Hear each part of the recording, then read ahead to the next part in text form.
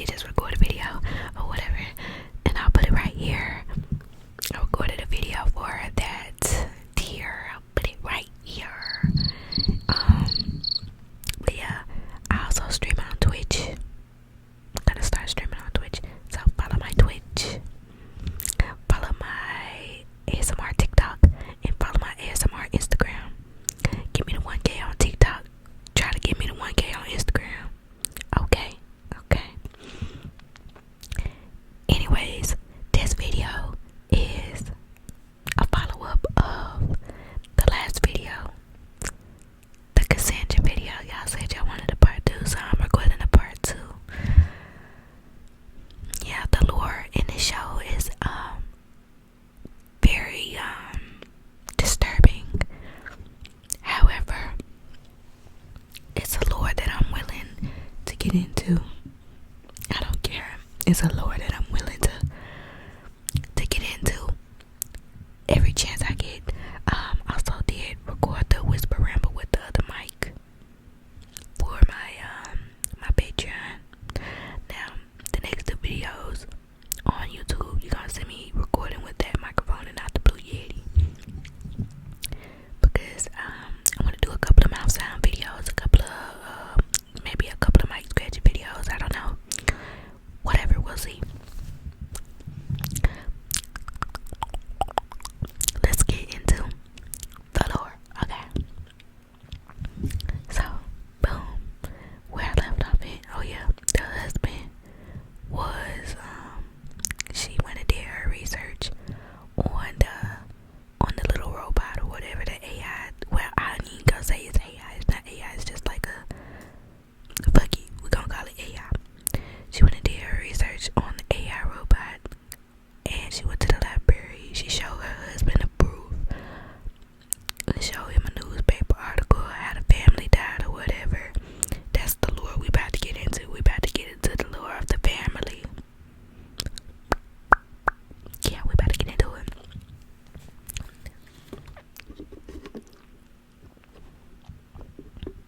So she showed him where the family died or whatever. She's like, see, they had a car crash right here. They had a car crash right here. And look who's over in the corner. And who was in the corner? It was It was Cassandra. And her little robot rolling body or whatever. Her little Karen rolling robot body form or whatever. So she shows us, and he's like, what is wrong with you? Now this is the part where me and my man really wanted to strangle this man. Because what are you still blaming her for?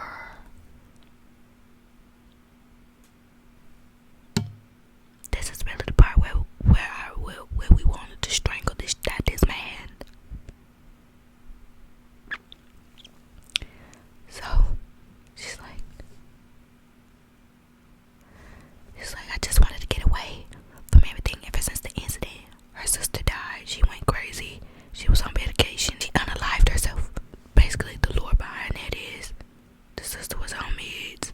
She had came over one day. She had wanted to go upstairs and play with the daughter and spend time with her niece or whatever. And she was like, are you sure? Is it okay? Is it okay? And the wife was like, yes, it's okay. It's fine. So, boom. Meanwhile, she left her up there for a while. The little girl had wanted to like pick certain colors. They was coloring or some shit like that. I don't like both of these in my ears. I got anxiety. I be trying to look out for shit. I live in the hood. But like she trying to that little girl how she want her colors. And the little girl's like, I want this color. I think this would like. She was like, well, I think it's like you could just see a full shift in her eyes. Like, well, I think this would look better. And she ended up like hurting the little girl. Like, I think she gave her like a cut. And she was like, I didn't mean to. I didn't mean to. I didn't mean to. So boom, fast forward, the wife and the husband David was in a room later on tonight, and he was like, we can't have her living here. We can't have her living here. She is a liability. Basically,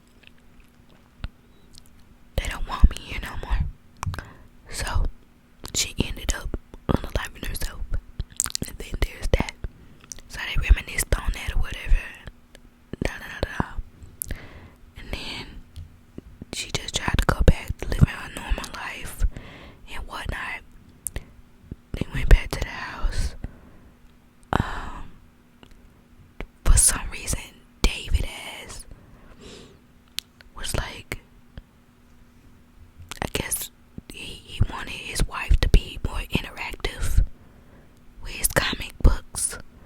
So him and Cassandra had like a little moment. She is trying to like sabotage the shit out of Cassandra. I mean, she's trying to sabotage the shit out of the wife, Samira. I think that's her name, Samira. So she was like, I really like your books, David. He was like, wow. My wife doesn't even read my books, because Cassandra was like, she read all the books. And it's just like, you overstepping your boundaries.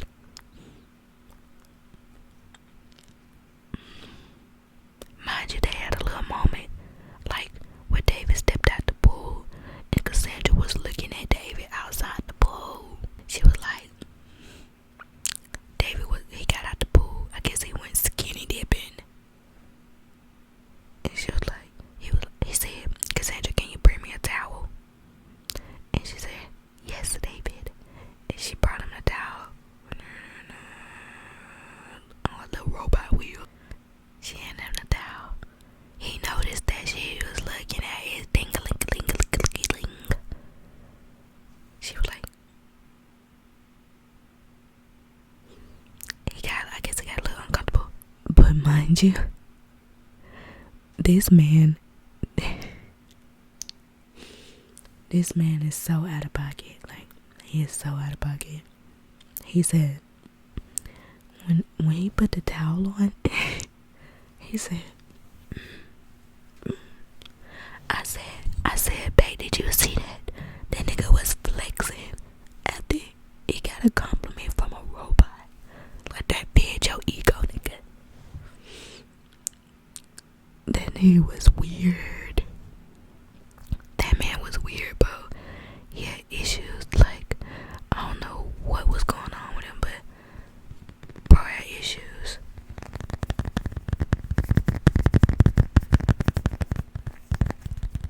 Now we into the lure with the family, Cassandra's family. So, you had the husband, Horst. I kept getting his name wrong. His name is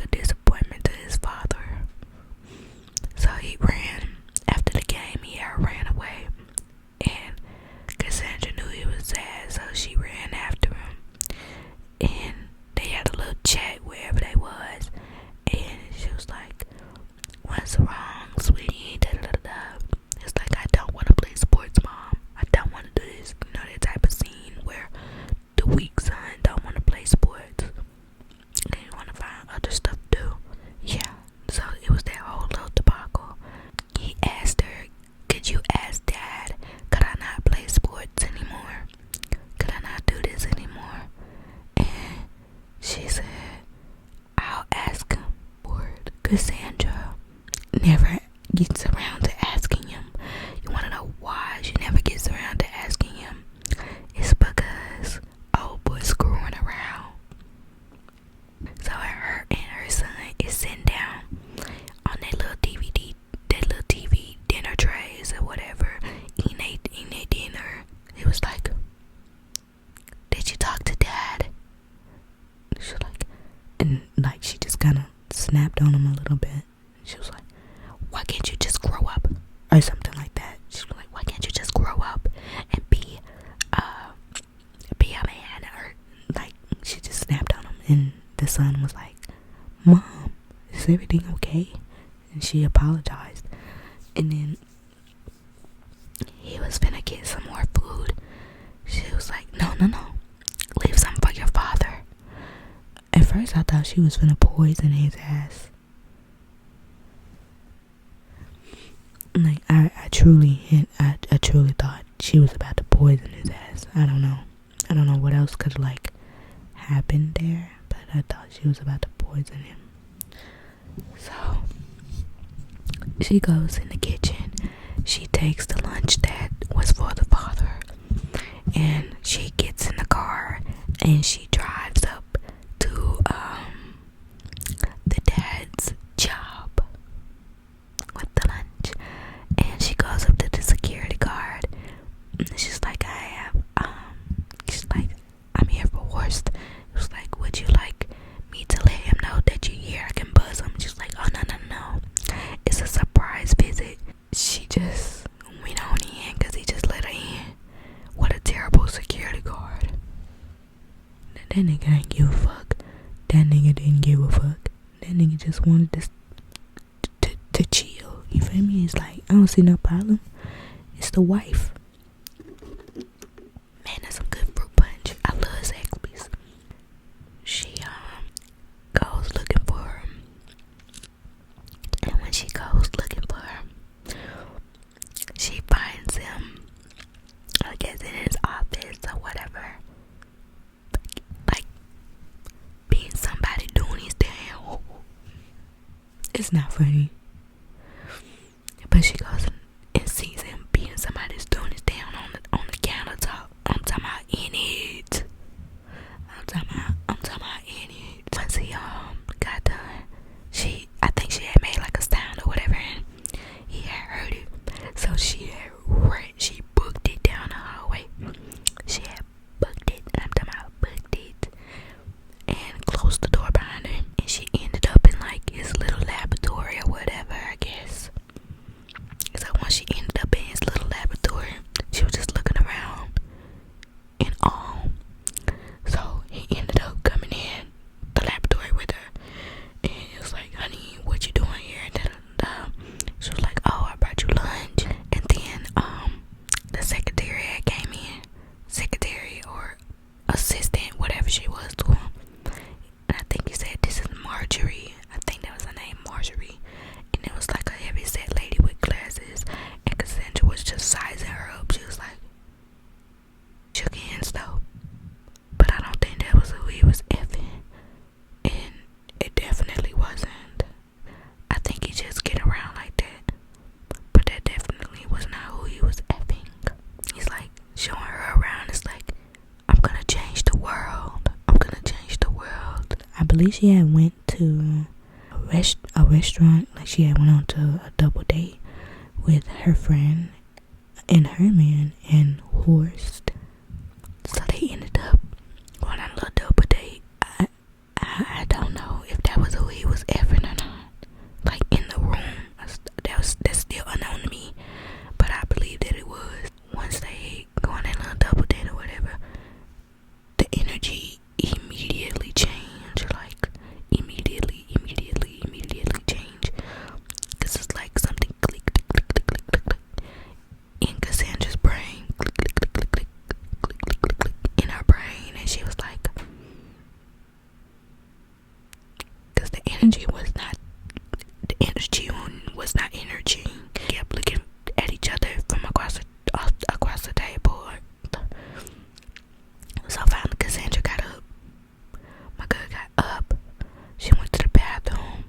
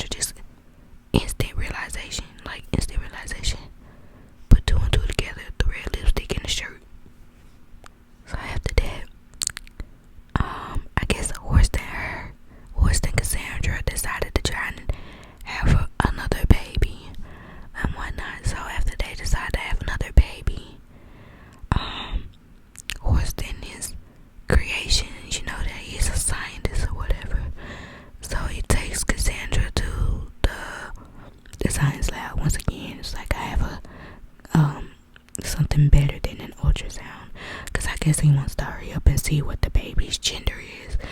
Keep that in mind, because he hates his fucking son. He can't stand that little nigga. Keep that in mind. So boom, they get to the little lab or whatever. He tell Cassandra to lay on the table and lift up her shirt so he can like get a better look at her belly. Horse little science companion is there.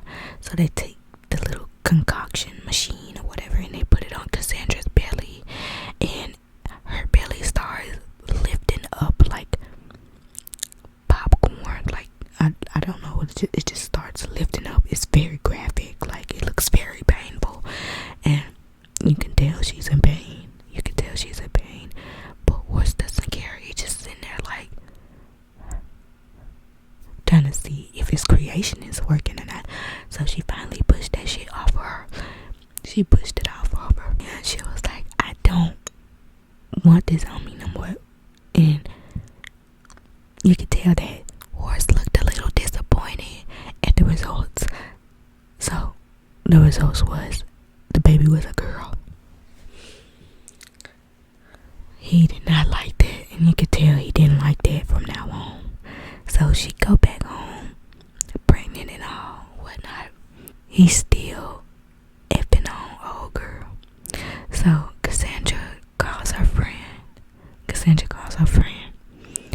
And I guess the girl thought that Cassandra did not know that Horse was screwing around with her. So she called her. She was like, where's Horse? She was like, I don't know, he's not here. She's like, I see his car in your driveway. And Cassandra is on the porch, and the curtain is open so she can see them through the window. She finds out that she has cancer. Actually, no. Fast forward. The son is another game. The son has another game. So the dad shows up to the game. The son loses the game. The dad leaves once again. The son looks disappointed. The mother runs off to the field to comfort her son.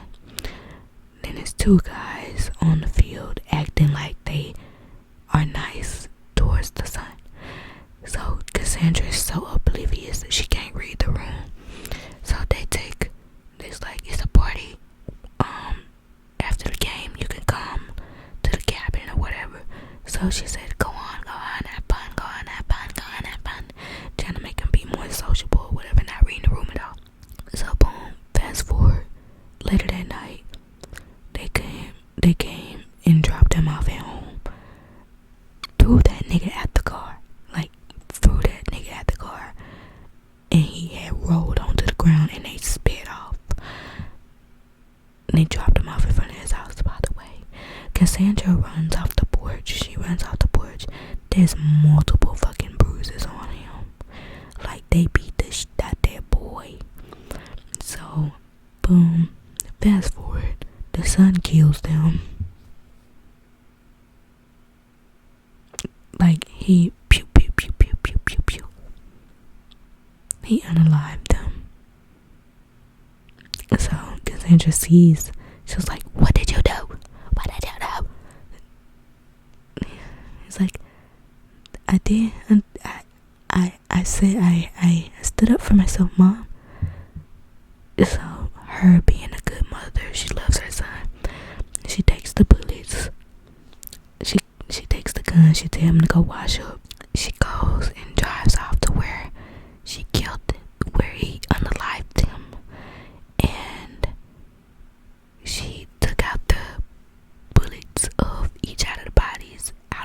She pulled out the bullets, and she lit a cigarette, put gasoline on the floor, and then she flicked the cigarette on the ground, and the house set on fire, and there was no evidence of anything. None, like no evidence of anything. So later on, they have a memorial not a memorial service, but like on the team, like the football team or whatever, they're honoring like the deceased members of the team, and the son is just like not he's not bowing his head.